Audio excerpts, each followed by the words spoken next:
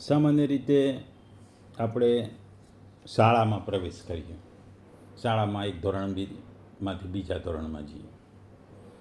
આજે ધારો કે શાળામાં ગણિતના શિક્ષક હોય. ગણિતના શિક્ષક આપણને ગણિતની ફોર્મ્યુલાઓ, એના સ્ટેપ્સ બધું શીખવાડતા હોય. પણ વિદ્યાર્થી તરીકે આપણા મનમાં એવું હોય કે શિક્ષક કરતાં મને વધારે આવડે છે. શિક્ષકને શું આવડે છે? એટલે શાળામાં જ્યારે શિક્ષક ગણિત શીખવાડતા હોય, ભણાવતા હોય, ત્યારે આપણે એમાં બહુ ધ્યાન ના આપીએ, અથવા આપણે એવું વિચારતા કે હું વાંચીને બધું શીખી લઈશ. ગણિત જેવી વસ્તુમાં કોઈક સમજાવે, કોઈક એના સ્ટેપ શીખવાડે તો તમે સરળતાથી એ વસ્તુ શીખી શકો. પણ શાળામાં તમે પોતાને ઓવર કોન્ફિડન્સ હોવાથી, શ્રદ્ધા ના હોવાથી તમે ધ્યાન ના આપતા, એટલે તમે એ વિષય બરાબર શીખતા નથી. પછી જ્યારે પરીક્ષા આવે છે અને પરીક્ષામાં રિઝલ્ટ આવે ત્યારે તમને ખબર પડે કે તમે તમારા ઓવર કોન્ફિડન્સને લીધે તમે ગણિતને શીખ્યા નહીં, અને ગણિતમાં તમારા માર્ક ઓછા આવે અથવા ગણિતમાં તમે નાપાસ થાય. એટલે એ જ વસ્તુ આ 10મા અધ્યાય વિભૂતિ યોગના 3જા શ્લોકમાં ભગવાન સમજાવી રહ્યા છે. એક વખતની વાત છે. વિભીષણ જ્યારે લંકા ઉપર રાજ કરતો હતો ત્યારે એક એના મંત્રીને એ દરિયો ક્રોસ કરીને બીજા કાંઠે જવું હતું. એટલે એણે વિભીષણજીને કીધું કે મારે આ દરિયો કેવી રીતે ક્રોસ કરવો, કેવી રીતે પાર કરવો. એટલે વિભીષણજીએ એને એક પાંદડા ઉપર એક વસ્તુ લખીને આપી. એમાં એમણે ભગવાન રામનું નામ લખ્યું હતું, અને એણે એ પેલા વ્યક્તિના જે વસ્ત્ર હતા એમાં એણે ખૂણામાં એ બાંધી દીધું. અને પછી વિભીષણે કીધું, જા તું દરિયા ઉપર ચાલી અને તું દરિયો પાર કરીશ. પેલો વ્યક્તિ વિભીષણમાં શ્રદ્ધા રાખી દરિયા પર ચાલવા માંડ્યો, અને એ ધીરે ધીરે ચાલવા માંડ્યો. દરિયા પોણા ભાગનો દરિયો પાર થઈ ગયો. પછી એને થયું કે આ વિભીષણજીએ શું મૂક્યું. એટલે એણે એના જે વસ્ત્ર જોડે વસ્તુ બાંધી હતી એ ખોલીને જોયું. જેવું એણે ખોલીને જોયું કે એમાં તો શ્રી રામ જ લખ્યું હતું, બીજું કશું લખ્યું નહોતું. પણ જેવી એની ઇંતજારીને કારણે એની જે શ્રદ્ધા તૂટી, એવો જ એ પાણીમાં ચાલવાને બદલે ડૂબવા માંડ્યો. એટલે શ્રદ્ધા કોઈ પણ વસ્તુમાં મહત્ત્વની હોય છે. આપણને ખબર છે કે ભગવાન રામને જ્યારે રાવણને સાથે યુદ્ધ કરવા શ્રીલંકા જવું હતું ત્યારે રસ્તામાં આવેલો દરિયો એ પાર કરવાનો હતો. એમણે રસ્તામાં દરિયો પોતે પાર કરી શકે નહીં એવું એમને લાગ્યું, પણ ભગવાન હનુમાનજીએ એક જ કૂદકો માર્યો, શ્રી રામ નામનો કૂદકો માર્યો તો એ સીધા શ્રીલંકા જઈ પહોંચ્યા. આ ઉપરાંત જ્યારે દરિયાને પસાર કરવા માટે બ્રિજ બનાવવામાં આવ્યો, એમાં પણ જ્યારે પથ્થર નાખવામાં આવ્યા એની પર શ્રી રામ લખવામાં આવ્યું. એટલે શ્રી રામ લખેલા દરેક પથ્થર તર્યા, અને એ પથ્થર તર્યા એની પર આખો બ્રિજ બન્યો, અને એના વડે શ્રી રામ પોતે એ શ્રીલંકા પહોંચ્યા જ્યાં રાવણ સાથે એમનું યુદ્ધ થયું. એટલે શ્રદ્ધા એ બહુ મહત્ત્વની વસ્તુ છે. શ્રદ્ધા ના હોય તો તમે શ્રદ્ધા વગર કશું પામી ન શકો. જો તમને કોઈ પણ વ્યક્તિમાં કે વસ્તુમાં જો શ્રદ્ધા હોય તો તમે તમારા સંસારના ભવસાગરને પાર કરી જાઓ છો. અને શ્રદ્ધા ગુમાવો છો એટલે તમે જેમ દરિયામાં ડૂબી જાઓ છો. શાળાના શિક્ષકમાંથી શ્રદ્ધા ગુમાવો તો તમે પરીક્ષામાં નાપાસ થાવ છો, માર્ક ઓછા આવે છે. એટલે જીવનમાં તમારે જે સ્ટેપમાં આગળ વધવું હોય, જ્યાં વસ્તુમાં આગળ વધવું હોય, ત્યાં જે વ્યક્તિઓ, જે એના નિષ્ણાતો હોય કે જેના એ મહત્ત્વના હોદ્દેદારો હોય, એમાં હંમેશા શ્રદ્ધા રાખવી પડે. અને શ્રદ્ધા જ તમને તમારી સફળતાના દ્વાર સુધી લઈ જાય છે. એ જ વસ્તુ ભગવાને આપણને આ 10મા અધ્યાયના 3જા શ્લોકમાં વિભૂતિ યોગમાં કીધી છે કે તમે શ્રદ્ધા ના હોય, વિશ્વાસ ના હોય, તો તમે પાપના રસ્તે જાઓ છો, તમે મોક્ષ પામતા નથી, તમે પાપના રસ્તે ચડી જાઓ છો અને પાપ તમને એ પતન તરફ લઈ જાય છે. આપણે જોઈએ છે કે શ્રદ્ધા એ જીવનમાં ખૂબ જ મહત્ત્વની વસ્તુ છે. જન્મીએ ત્યારે માતા પિતામાં, પછી યુવાન અવસ્થામાં ભણતા હોય ત્યારે શિક્ષકોમાં, અને પછી જ્યારે જોબ કરતા હોય તો આપણા ઉપરી અધિકારીમાં આપણે શ્રદ્ધા રાખવી ખૂબ જ જરૂરી છે. ભગવદ્ ગીતા અધ્યાય 10 વિભૂતિઓ શ્લોક 3.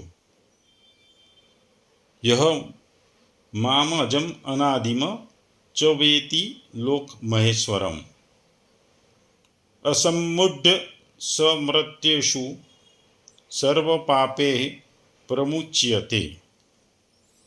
ગુજરાતીમાં જો આ શ્લોકને કહીએ તો મનુષ્યોમાં માત્ર જે મોહ રહિત અને સમસ્ત પાપોથી મુક્ત હોય છે, જે મને અજન્મા અનાદિ તથા સર્વ ગ્રહ મંડળોના સ્વામી તરીકે જાણે છે.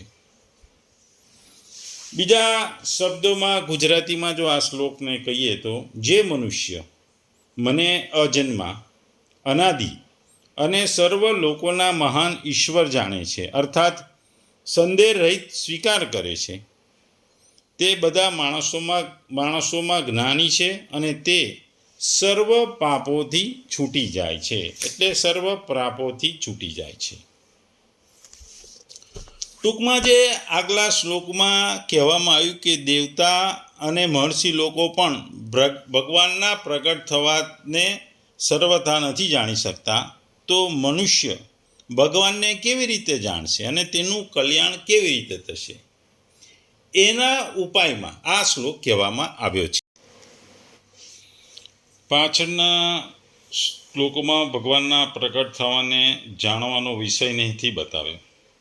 એ વિષય તો મનુષ્ય પણ નથી જાણતો, પરંતુ જેટલું જાણવાથી મનુષ્ય પોતાનું કલ્યાણ કરી શકે છે એટલું તો જાણી શકે છે. એ જાણવું અર્થાત માનવું છે. એ વાતને ભગવાન કૃષ્ણ અહીં કહી રહ્યા છે. ભગવાન કૃષ્ણ 3 વસ્તુઓની અહીં વાત કરે છે. હું અજન્મા છું.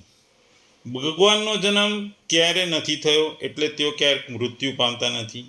તેઓ તમારાથી જુદા નથી, પણ સર્વભૂત અંતરમાં સમાયું છે. બીજું, ભગવાન કહે છે હું અનાદિ છું. ભગવાનની શરૂઆત આદિ કે પ્રથમ નથી, અંતહીન છે. જેમ કે આખું જગત બદલાય છે, પરંતુ ભગવાન બદલાતા નથી. અને ત્રીજું, હું બ્રહ્માંડનો પરમ સ્વામી છું. ભગવાન સર્વત્ર છે, તેઓ સર્વ નિયંત્રણ કરે છે. એટલે જે વ્યક્તિ ભગવાનને આ 3 રીતે ઓળખે છે, એટલે કે અજન્મા છે, અનાદિ છે, મહેશ્વરમ એટલે કે બ્રહ્માંડના સ્વામી છે, એ જે આ વસ્તુને જાણે છે, ઓળખે છે, એ માણસ બ્રહ્મ એટલે કે મોહ અને અજ્ઞાનમાંથી મુક્ત થાય છે અને એનો સર્વ પાપોથી છુટકારો થાય છે. આ શ્લોકમાં ભગવાન આપણને આ 3 વસ્તુઓની વાત કરે છે. આપણે જોઈએ છે કે દરિયામાં વારંવાર તરંગો આવે અને જતા રહે, તરંગો આવે અને જતા રહે, પણ દરિયો એવો ને એવો જ રહે. કારણ કે ભરતી અને ઓટ આવે ત્યારે દરિયામાં તરંગો ઉત્પન્ન થાય, મોટા નાના વિશાળ તરંગો ઉત્પન્ન થાય, પરંતુ એ તરંગો ધીરે ધીરે સમાપ્ત થઈ જાય. બીજા તરંગો આવે, એ પણ સમાપ્ત થઈ જાય. ભરતી અને ઓટ પણ થાય, પણ દરિયો આપણે જોઈએ છે કે દરિયો એવો ને એવો જ રહે છે. એટલે ભગવાન પણ એવું દરિયા જેવું છે. ભગવાનનો અંત નથી કે આદિ નથી. કારણ કે જ્યારે પૃથ્વીની એટલે કે સૃષ્ટિની જ્યારે રચના કરવી ત્યારે ભગવાન ખુદ સૃષ્ટિની રચના કરવા બ્રહ્માજીને પ્રેરે છે અને બ્રહ્માજી સૃષ્ટિની રચના કરે છે. કારણ કે ભગવાન અજન્મા છે, અનાદિ છે અને પરમ સ્વામી છે, બ્રહ્માંડના સ્વામી છે. આપણે સૂર્ય જોઈએ છે. સૂર્યના કિરણો દરેક જગ્યાએ જુદા જુદા પડતા હોય છે. કોઈક જગ્યાએ ગરમી લાગે, કોઈક જગ્યાએ એટલી બધી ગરમી ના લાગે, પણ દરેક કિરણનું મૂળ તો શું છે કે સૂર્ય છે. આપણે સૂર્ય સવારે ઉદય થાય ત્યારે આપણે સૂર્ય ઉગે છે એવું કહીએ છીએ, અને રાત્રે સાંજે જ્યારે અસ્ત થાય ત્યારે સૂર્યોદય થયો એવું કહીએ છીએ. પણ સૂર્ય જ્યારે અહીં દેખાતો નથી ત્યારે બીજી જગ્યાએ દેખાતો હોય છે. જેવી રીતે ભગવાનની હાજરી સર્વત્ર છે, એમ સૂર્યની હાજરી પણ સર્વત્ર છે. રાત્રે આપણે અહીંયા અંધકાર થાય છે ત્યારે બીજાને સૂર્યનો પ્રકાશ એ વખતે દેખાય છે. સૂર્ય તો એની જ જગ્યાએ છે, સૂર્ય પ્રકાશ ફેંકતો જ રહે છે, પણ આપણે એને સૂર્ય ઉગે છે, સૂર્ય હાથમે છે એવું કહીએ છીએ. કારણ કે જ્યારે આપણને સૂર્ય દેખાય છે ત્યારે બીજાને નથી દેખાતું, બીજાને દેખાય છે ત્યારે આપણને નથી દેખાતું. એ વાતને આ શ્લોકમાં સમજાવવામાં આ 3 વસ્તુઓ જે છે એના ઉપર ભગવાને આપણને આ વસ્તુ સમજાય છે. લોક મહેશ્વરમ શબ્દ ભગવાને વાપર્યો છે. સર્વ લોકોનો મહાન ઈશ્વર છે. ભૂત મહેશ્વરમ આગળ 1-2 શ્લોકોમાં વાપર્યું છે. આખા ગીતામાં આ મહેશ્વરમ શબ્દ ઘણી બધી જગ્યાએ ઘણા અર્થમાં વાપર્યું છે. આપણે મહેશ એટલે ભગવાન શંકર સમજીએ છીએ. અહીં ભગવાન પોતાને લોક મહેશ્વરમ કહે છે, લોકોના મહાન ઈશ્વર ગણે છે. જ્યારે 9મા અધ્યાયમાં આપણે કીધું હતું ભગવાને કે જે મને જાણતો નથી એનું પતન થઈ જાય છે. જે મને જાણતો નથી એનું પતન થઈ જાય છે. એ જ પ્રમાણે અહીં ભગવાન કે જે મને જાણે છે, જે મને ઓળખે છે, એ સંપૂર્ણ પાપોમાંથી મુક્ત થઈ જાય છે. એટલે અહીં ભગવાન આપણને એ જ વસ્તુ સમજાવે છે કે તમે મને ઓળખો અને મને ઓળખશો તો તમે તમારા પાપોમાંથી મુક્ત થઈ જશો. ભગવાનને અજ અવિનાશી અને લોકમહેશ્વર જાણવાથી મનુષ્યો પાપમાંથી મુક્ત થાય છે. આપણે જાણીએ છીએ કે ભગવાન જન્મ રહિત છે, નાશ રહિત છે. એમનામાં કિંચિત એટલે સામાન્ય ઘણું પણ પરિવર્તન થતું નથી. તેઓ અજન્મા તથા અવિનાશી રહીને બધાના એ મહાન પરમેશ્વર છે, ઈશ્વર છે. એ દરેક સ્થળે રહે છે, સર્વ સમયે હોય છે, સર્વના નાતે પણ હોય છે અને સર્વના માલિક પણ એ છે. જો આપણે આ વસ્તુને માની લઈએ, સ્વીકારી લઈએ અને સંદેહને જે સહેજ પણ સંદેહ ન રહે તો આપણે પાપોમાંથી મુક્ત થઈ જઈએ છીએ. પાપોમાંથી આપણે બહાર આવી જઈએ છીએ. ભગવાન અજ અર્થાત જન્મ રહી છે, તે અનાદિ છે. અર્થાત આ જે કાળ કહેવામાં આવે છે જેમાં આદિ અનાદિ શબ્દોનો પ્રયોગ થાય છે, ભગવાન તે કાળના પણ કાળ છે. એ કાળાતીત ભગવાનમાં કાળનો પણ આદિ અને અંત થઈ જાય છે. ભગવાન સગળા લોકોના મહાન ઈશ્વર છે. અર્થાત સ્વર્ગ હોય, પૃથ્વી હોય, પાતાળ લોક હોય, એ જેટલા પણ લોક છે એમાં પ્રાણીઓ છે, એના ઉપર ભગવાનનો હક છે, એના માલિક છે. અને ઈશ્વરોના પણ મહાન ઈશ્વર એ ભગવાન છે. જો તમે ભગવાનને આ રીતે જાણી લો, શ્રદ્ધાપૂર્વક, વિશ્વાસપૂર્વક એમનામાં તમે શ્રદ્ધા રાખો તો તમે પાપોમાંથી મુક્ત થઈ જાય છે. આગળ જ્યારે 9મા અધ્યાયમાં કીધું કે મને ના જાણીએ એ પતન થઈ જાય છે.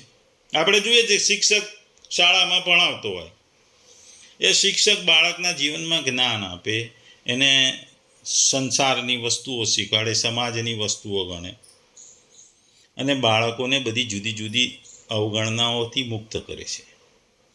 કારણ કે શિક્ષણ બાળકનું ઘડતર કરે છે, શિક્ષણ આપે છે બાળકનું શારીરિક, માનસિક તમામ પ્રકારનું શિક્ષણ આપી એનું સશક્તિકરણ કરે છે. એ જ પ્રમાણે જો તમને સાચું જ્ઞાન જો ભગવાન વિશે હોય, ભગવાન વિશે તમને સાચી વસ્તુ ખબર હોય, સાચું જ્ઞાન હોય, તો તમે પણ સર્વ પાપ અને અજ્ઞાનથી તમે દૂર થઈ જાઓ છો. કારણ કે જો ભગવાનને આપણે મૂળ સ્વરૂપે જાણીએ, ઓળખીએ, તો તો આપણા મનમાં શાંતિ વધે છે, આપણાની અંદરની શાંતિ વધે છે. ગુણ અને પાપના બંધનમાંથી આપણે મુક્ત થઈ જઈએ છીએ. જીવનમાં ભ્રમ નથી રહેતો, ડર ઓછો થઈ જાય છે, અને છેવટે જે મહત્વની વસ્તુ છે, મોક્ષની પ્રાપ્તિનો માર્ગ સરળ બને છે. એટલે ભગવાનની 3 વસ્તુ ભગવાન ખુદ કહે છે અહીં, અને એ 3 વસ્તુઓને આગળ વધારતા રહીએ, અને એ 3 વસ્તુને જે સમજી શકે છે. આપણે જોતા હોઈએ છીએ કે ઘણા લોકો કે ભગવાન અજન્મા છે, જન્મ લેતા નથી. તો પછી કૃષ્ણ રૂપે જન્મ્યા, રામ રૂપે જન્મ્યા, દેવકીના પુત્ર તરીકે જન્મ્યા, દશરથ પુત્ર તરીકે રામ જન્મ્યા. તો પછી અજન્મા કેવી રીતે હોઈ શકે? આ વસ્તુનો ખુલાસો ભાગવતમાં આપ્યો છે. જ્યારે તેઓ દેવકી અને વાસુદેવના સમક્ષ પ્રગટ થયા હતા, ત્યારે તેમનો જન્મ એક સામાન્ય શિશુની જેમ થયો નહોતો. તેઓ પોતાના મૂળ રૂપમાં પ્રગટ થયા હતા, પછી સામાન્ય બાળક સ્વરૂપે રૂપાંતર પામ્યા હતા. આ ભગવાન જે દેવકીના પુત્ર કૃષ્ણ રૂપે કે દશરથ પુત્ર રામ રૂપે જન્મ લે છે, એ એમનો જન્મ છે, એ સ્વરૂપ રૂપે પ્રગટ થાય છે. અને ગીતામાં પણ કીધું છે કે જ્યારે પાપો વધી જાય છે પૃથ્વી પર, ત્યારે એનો નાશ કરવા ભગવાન જન્મ લે છે. ભગવાન એક સ્વરૂપ લઈને આવે છે, ભગવાન એક સ્વરૂપને લઈને પૃથ્વી પર આવે છે, અને એ સ્વરૂપ એ પાપોનો નાશ કરવા માટે સર્જાયો હોય છે. એક સ્વરૂપ લે છે, રામનું સ્વરૂપ લે, કૃષ્ણનું સ્વરૂપ લે. એ યુગ પ્રમાણે સ્વરૂપો બદલે છે, જરૂરિયાત પ્રમાણે સ્વરૂપ બદલે છે. મત્સ્ય અવતાર લે છે કે ગમે તે અવતાર લે, રામ અવતાર લે, કૃષ્ણ અવતાર લે, એનું સ્વરૂપ બદલીને આવે છે, સ્વરૂપ લઈને આવે છે. ભગવાન એનું એક સ્વરૂપ લઈને આવે છે, કારણ કે માનવ તરીકે જન્મી અને માનવતાના ઉદ્ધાર માટે આવે છે.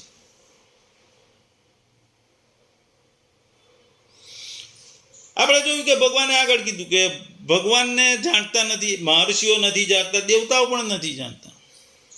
તો મનુષ્ય ભગવાનને કેવી રીતે જાણે? જો ભગવાનને જાણી લે, સમજી લે, તો ભગવાન એનો ઉદ્ધાર કરે છે, અને પાપમાંથી મુક્ત કરી મુક્તિનો માર્ગ બનાવે છે.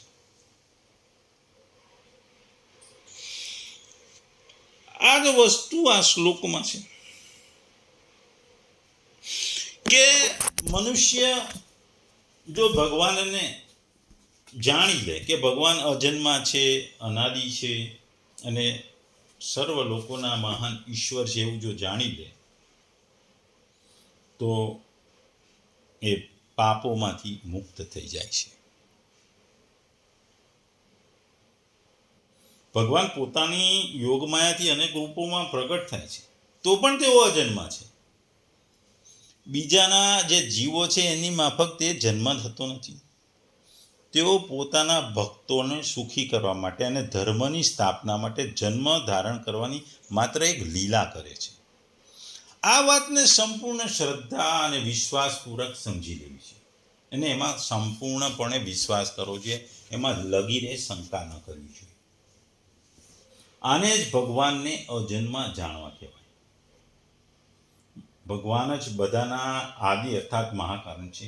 તેમના આદિ કોઈ નથી, એમના પહેલા કોઈ નહોતું, અને એમના પછી પણ કોઈ નથી. કારણ કે પૃથ્વીનો તો નાશ થાય છે, પણ એનું સર્જન પણ ભગવાન કરે છે. પૃથ્વી સમાપ્ત થઈ જાય છે, સર્વ લોકો નાશ પામે છે, ત્યારે ભગવાન હોય છે. એટલે એમનું કોઈ આદિ નથી, તેઓ નિત્ય છે, હંમેશ છે. કોઈ પદાર્થ કે વસ્તુ પ્રમાણે એમનો કંઈ શરૂઆત એટલે કે આરંભ નથી, અને કોઈ એમનો અંત નથી. આ વાતને પણ શ્રદ્ધા અને વિશ્વાસપૂર્વક જો સમજી લો, તો ભગવાનને અનાદિ જાણવા કહેવાય. તેમજ જેટલા પણ ઈશ્વર કોટીમાં ગણી શકાય એવા જે દેવતાઓ છે, ઇન્દ્ર છે, વરુણ છે, પ્રજાપતિઓ છે, વગેરે લોકપાલો છે, એ સર્વેના પણ મહાન ઈશ્વર ભગવાન છે. સર્વ મહેશ્વરમ જે શબ્દ અહીં કહ્યું છે, તેઓ જ બંધન બધાના નિયંતા, પ્રેરક, કરતા, હરતા, બધી જ રીતે બધાનું ભરણ પોષણ અને સંરક્ષણ કરનારા સર્વશક્તિમાન પરમેશ્વર છે. એટલે સર્વ મહેશ્વરમ શબ્દ કીધું છે. આ વાતને શ્રદ્ધાપૂર્વક, સંશય રહિત અને બરોબર સમજી લેવી એ જ ભગવાનને લોકોના મહાન ઈશ્વરના રૂપે જાણી લીધા એવું કહેવાય. ભગવાન જણાવે છે કે અજન્મા, અનાદિ અને મોક્ષ મહેશ્વર જાણવાનું જે ફળ છે, તે ફળને દર્શાવવા ભગવાન કહે છે કે જે મનુષ્ય ભગવાનને ઉપર જણાવ્યા મુજબ 3 વસ્તુથી જાણી લે છે, એ ભગવાનને ખરેખર જાણે છે. તે જ અસમૂઢ છે. અન્ય તો બધા સમૂઢ જ છે. અને જે ભગવાનના તત્વને સમ્યકપણે જાણી લે છે, તે સ્વાભાવિક રીતે પોતાના મનુષ્ય જીવનના અમૂલ્ય સમયને બધી જ રીતે નિરંતર ભગવાનના ભજનમાં લગાવે છે. એ ભગવાનમાં વ્યસ્ત થઈ જાય છે, ભગવાનની ભક્તિમાં ઓતપ્રોત થઈ જાય છે.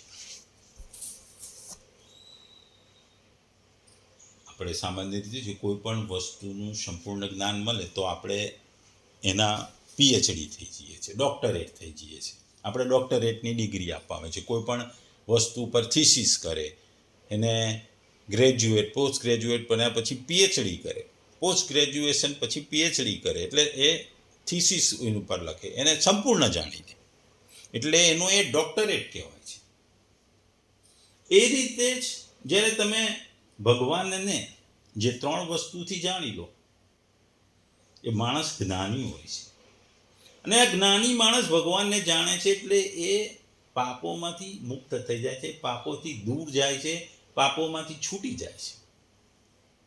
આગળ કીધું હતું કે મને ના જાણે એ ભગવાન કહે છે કે પતનને, પણ જે જાણી લે છે એ પતન નથી પામતો. 9મા અધ્યાયમાં ભગવાને કીધું હતું કે જે મને ન જાણે એ પતન પામે છે, પણ અહીં ભગવાન કહે છે જે મને જાણે છે એ પાપોમાંથી મુક્ત થાય છે, મોક્ષ પામે છે, મોક્ષ તરફ વધે છે. આ વાસ્તવિકતા સ્વીકારવાની વસ્તુ છે. કારણ કે ભગવાનને જાણવો અઘરો છે. ભગવાનને જાણવો અઘરો છે. ભગવાન વિશે જાણવું પણ અઘરું છે. કેમ કે ભગવાન તો કાળોનાય કાળ છે, અનંત કાળથી અસ્તિત્વમાં છે. કારણ કે આપણે એના વિશે, એમના જન્મ કે એમના મૃત્યુ વિશે નથી જાણતા, ને હંમેશા હોય છે, દરેક જગ્યાએ હોય છે, સર્વવ્યાપી છે. અને દરેક દેવતાઓના પણ એ ભગવાન ઈશ્વર છે, સર્વ લોકોના પણ મહેશ્વર છે. જેટલા પણ લોક છે, જેટલા પણ દેવતાઓ છે, એના પણ મહેશ છે. એટલે પાપોમાંથી મુક્ત થવું હોય તો ભગવાનને જાણવો જોઈએ. ભગવાનને જાણવા શું કરવું પડે? ભગવાનની ભક્તિ કરવી પડે. ભગવાનને પામવાના જે જુદા જુદી પદ્ધતિઓ છે, યોગ છે, ભક્તિ છે, કર્મયોગ છે, જ્ઞાન યોગ છે, ભક્તિ યોગ છે. આ 3 દ્વારા તમે ભગવાનની નજીક આવો ને ભગવાનથી નજીક પામો, ભગવાનને ઓળખો એટલે ભગવાનને પામો. આપણામાં કહેવાય છે ને, ઓળખાણ જ મોટી ખાણ છે. એટલે ભગવાનને ઓળખો એટલે ઓટોમેટિક ભગવાન તમને પાપમાંથી મુક્ત પામે છે. કારણ કે તમે ભગવાન પાછળ વ્યસ્ત રહો છો, ભગવાનમાં વ્યસ્ત રહો છો. એટલે ભગવાનની ભક્તિ ખૂબ મહત્વની છે.